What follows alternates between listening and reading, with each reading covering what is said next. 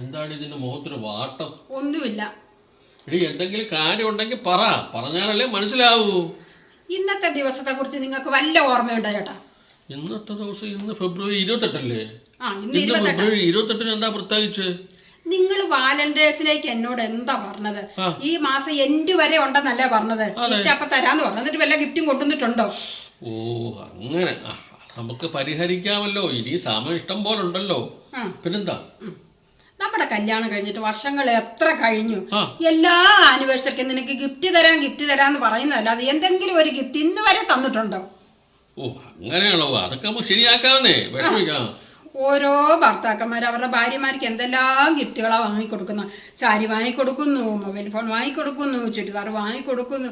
ഇതൊക്കെ കാണുമ്പോൾ കൊതിയാകുന്നു.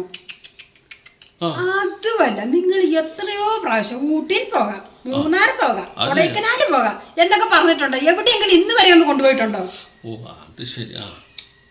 പരിഹരിക്കാവുന്ന കാര്യമാണല്ലോ, പ്രശ്നമുള്ള കാര്യമില്ലല്ലോ. പരിഹരിക്കാം.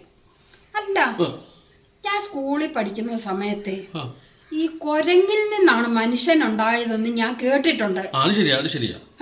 ഇതുപോലെ കാല് മാറുന്ന ഒരു മനുഷ്യൻ എന്റെ ജീവിതത്തിൽ കണ്ടിട്ടില്ല. നിങ്ങളുടെ സ്വഭാവം വെച്ച് നോക്കുമ്പോ അത് ഓന്തിൽ നിന്നാണ് മനുഷ്യൻ ഉണ്ടായതെന്ന് വേണം ഞാൻ പറയേണ്ടത്.